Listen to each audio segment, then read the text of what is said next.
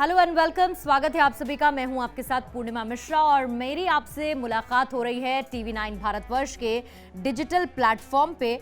और digital platform पे आज जब मैं आपसे मिल रही हूं और रोजाना जब भी हम कोरोना के बढ़ते हुए केसेस को लेकर टीवी पर भी बात करते हैं तो अमूमन घूम फिर के सिर्फ एक सवाल मन में आता है और वो ये है कि क्या वजह है कि सरकार की सख्ती के बावजूद, सेंट्रल गवर्नमेंट की सख्ती के बावजूद, स्टेट गवर्नमेंट की सख्ती के बावजूद ऐसा क्या है जो आप लोग सब मिलकर ईंधन की तरह काम कर रहे हैं कोरोना के केसेस को बढ़ाने में। ये सुनने में ज़रूर बुरा लग सकता है लेकिन सच यही है कि हम अपनी तरफ से कोताही बरत रहे हैं, लगातार लापरवाही बरती जा रही है और उसकी वजह ये है कि आज मुझे बात करनी पड़ रही है 1,03,000 से ज़्यादा आंकड़ों के साथ। ये 24 घंटे का आंकड़ा है कोरोना के नए संक्रमित मरीजों का 1,03,844। आप ये सोचिए कि पिछले 5 दिन के अंदर जिस तरीके से कोरोना का ग्राफ इतना ऊपर गया है उसकी वजह क्या है? लोगों ने मास्क पहनना बंद कर दिया, बाहर आप निकलते हैं, सोशल गैदरिंग आप कर रहे हैं, किसी तरीके के कोविड प्रोटोकॉल का आप पालन नहीं कर रहे हैं, जहां पर भी आप कहीं जा रहे हैं 2 गज की दूरी तो भूल ही जाइए। क्या दिक्कत है कि आप लोगों को ऐसा लगता है कि हमको कोरोना हो नहीं सकता है? अरे भाई क्यों नहीं हो सकता है? जिन लोगों को हो रहा है वो भी मेरे और आप में से, हम सब में से लोग एक हैं।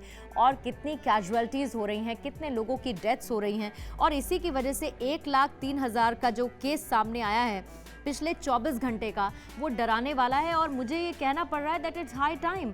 हमको ये समझना पड़ेगा कि हम अपनी तरफ से क्या कर सकते हैं ताकि इन बढ़ते हुए केसेस को हम रोक पाएं। ईंधन की तरह काम मत कीजिए, घी की तरह काम मत कीजिए। ऑलरेडी पूरी जगह केसेस बढ़ रहे हैं और दिक्कत हो रही है, लेकिन इसको मेरे आप अपील की तरह समझिए, क्योंकि इस बात को लेकर चिंता है कि आखिर ऐसा हम क्या कर सकते हैं कि कोरोना के इस बढ़ते हुए ग्राफ को हम कंट्रोल कर सकें।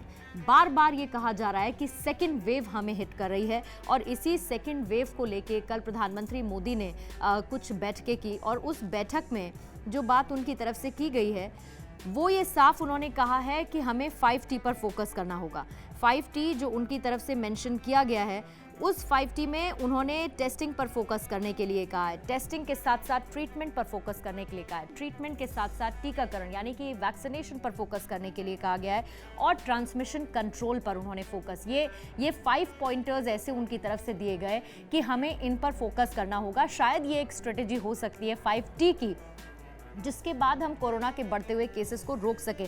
लेकिन अब क्योंकि कोरोना के केस बढ़ रहे हैं तो सरकार को सख्ती दिखानी पड़ रही है और अलग अलग राज्यों में गाइडलाइंस आ रही हैं नई नई, जिसमें सबसे ज़्यादा केसेस आप भी जानते हैं कि महाराष्ट्र में सामने आए हैं। महाराष्ट्र में जहां पर अगर मैं लेटेस्ट बात करूं आंकड़े की तो वो 57,000 क्रॉस कर चुका है 24 घंटे का और 222 लोगों की डेथ हुई है।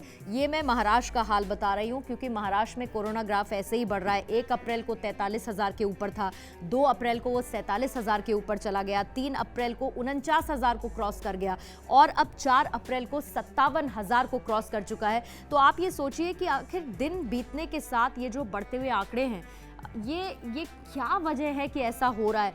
भारत पहले नंबर पर आ चुका है न्यूली इन्फेक्टेड केसेस के साथ, उसके बाद अमेरिका का हाल आप देख ही रहे हैं। लेकिन बाकी देशों से हमें ये समझने की ज़रूरत है कि बाकी देश 4th वेव को फेस कर रहे हैं, हम अभी सेकेंड वेव हिट करते हुए इतने नंबर ऑफ केसेस में जूझ रहे हैं। आखिर इसकी क्या वजह निकलकर सामने आ रही है? देखिए जल्दी से मैं आपको बता देती हूँ कि सरकार की तरफ से, और फोकस मैं करूँगी 2 स्टेट्स पे। हालांकि 5 स्टेट्स इस वक्त बैडली अफेक्टेड हैं और ये बताया जा रहा है कि जो टोटल केसेस आए हैं कोरोना के उसमें 80% कॉन्ट्रीब्यूशन इन 5 स्टेट्स का है, जिसमें गुजरात भी शामिल है, MP शामिल है, फिर आपका महाराष्ट्र इसमें शामिल है।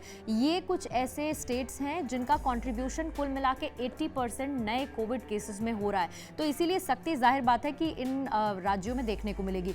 महाराष्ट्र में क्या नई गाइडलाइंस आई हैं वो मैं आपको बता देती हूँ और उसके बाद जल्दी से यूपी की गाइडलाइंस मैं आपको बता दूंगी क्योंकि दोनों जगह केसेस बढ़ रहे हैं। महाराष्ट्र में क्या हो गया है कि शुक्रवार रात से वीकेंड लॉकडाउन का ऐलान उन्होंने कर दिया, यानी कि शुक्रवार रात को 8 बजे से सोमवार सुबह 7 बजे तक कंप्लीट लॉकडाउन रहने वाला है। हालांकि इसमें एक्सेप्शनल केसेस जरूर छोड़े गए हैं, लेकिन फिर भी जो लेजर प्लेसेस हैं जैसे कि सलून है, थिएटर है, क्लब है, स्विमिंग पूल है, इन्हें बंद कर दिया गया है। होटल रेस्टोरेंट में बैठकर आप खाना नहीं खा सकते हैं, ये वीकेंड लॉकडाउन की मैं बात कर रही हूँ। लेकिन होटल से अगर पैकिंग होती है, होम डिलीवरी होता है तो उसकी परमिशन दे दी गई है। ऑटो अगर चलते हैं तो उसमें सिर्फ 3 लोग बैठ सकते हैं, उसी की परमिशन है। जो सरकारी दफ्तर हैं उसमें सिर्फ 50% स्टाफ ही आएगा, 50% कैपेसिटी आप बुला सकते हैं। और दिन में धारा 144 लागू रहेगी। अगर कहीं पर भीड़ इकट्ठा होती है उसकी परमिशन है नहीं। और लेकिन वीकेंड लॉकडाउन के साथ साथ एक बात आप याद रखिएगा, रोजाना रात में 8 बजे से सुबह 7 बजे तक नाइट कर्फ्यू रहने वाला है। तो अभी महाराष्ट्र में ये 30 अप्रैल तक की व्यवस्था उन्होंने की है। साथ ही ये भी उद्धव सरकार ने कह दिया है कि अगर 30 अप्रैल तक हम देख रहे हैं कि केसेस में किसी तरह का कोई कंट्रोल नहीं हो रहा है, ब्रेक द चेन की बात की जा रही है और इसीलिए ये फैसला लिया गया है। अगर 30 अप्रैल तक केसेस कंट्रोल में नहीं आते हैं तो कोई बड़ी बात नहीं है कि महाराष्ट्र में कंप्लीट लॉकडाउन के लिए फैसला लिया जाए। और ऐसा हो सकता है क्योंकि 57,074 केस आना 24 घंटे में और 222 लोगों की मौत हो जाना, ऑब्वियसली वो अपने आप में चिंताजनक बात है। यूपी की मैं बात करूंगी। उत्तर प्रदेश सरकार ने क्या किया है, कड़े नियम बना दिए हैं। उसमें जो शहरी इलाके हैं, ये कहा गया है कि अगर वहाँ पर कोरोना मरीज मिलते हैं तो उस इलाके को कंटेनमेंट जोन घोषित कर दिया जाएगा। अगर एक मरीज मिलता है तो 20 मकान ऐसे होंगे जिनको सील कर दिया जाएगा। एक से अधिक केस मिलता है तो लगभग 60 मकानों को सील करने की बात की जा रही है।